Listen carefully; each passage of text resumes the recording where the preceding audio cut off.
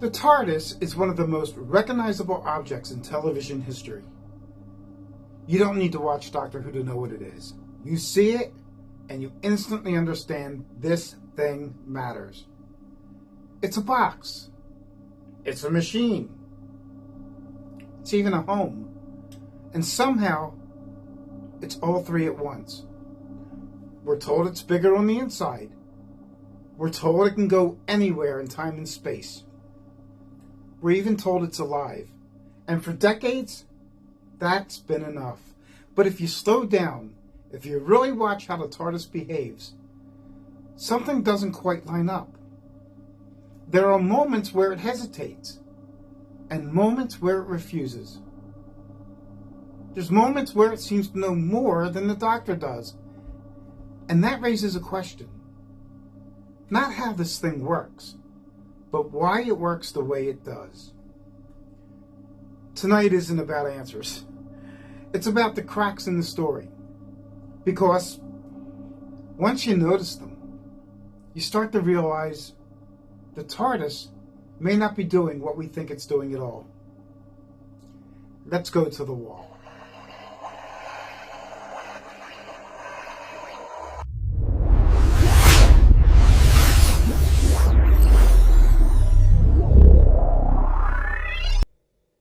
All right, let's start at the beginning. The very first time we hear the word TARDIS is in An Unearthly Child. TARDIS? I don't understand you, Susan. Well, I made up the name TARDIS from the initials, time and relative dimension in space. I thought you'd both understand when you saw the different dimensions inside from those outside. Susan looks at Ian and Barbara, and she says something very specific. That line matters because Susan doesn't just explain what it stands for. She implies ownership. Ian and Barbara, already overwhelmed, they just stepped into a police box that is somehow bigger on the inside.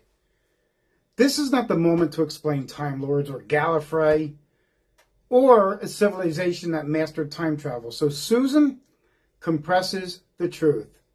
Saying she made up the name makes it sound unique. One of a kind, as if the Doctor built it himself. Now let's step outside. Look at this. What, it's a police box. What on earth's it doing here?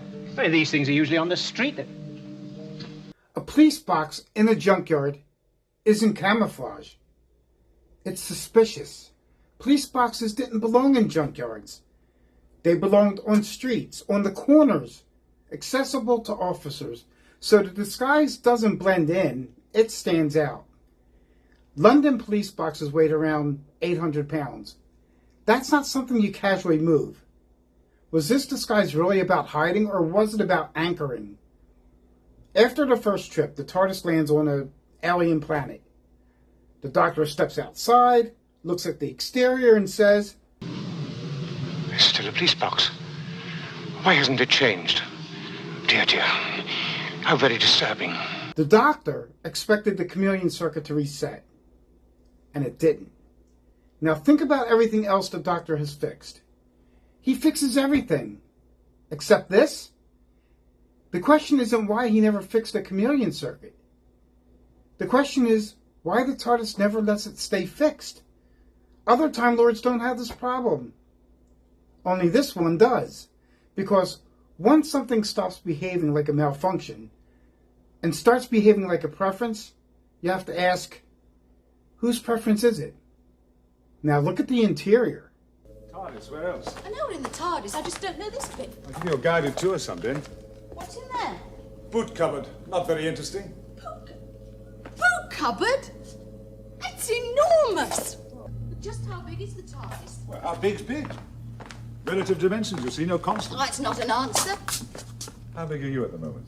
5'4", just, and that's still not an answer. Listen. There are no measurements in infinity. You humans have got such limited little minds. I don't know why I like you so much. Because you have such good taste. That's true. That's very true. And I thought of your face that Christmas looking back at me.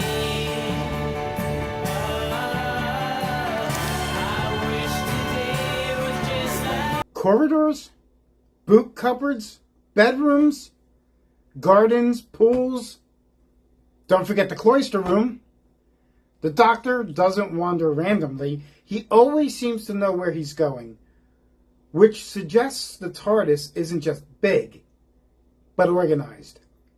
It's responsive, and it's almost cooperative. Since we're talking with mouths, not really an opportunity that comes along very often, I just want to say, you have never been very reliable. And you have? You didn't always take me where I wanted to go. No, but I always took you where you needed to go. That line reframes everything. Because now the TARDIS isn't just a vehicle. It's a guide, a participant. And guides don't hide randomly. They choose symbols. They choose anchors. They choose doors humans understand. And maybe, just maybe, the police box wasn't a failure at all.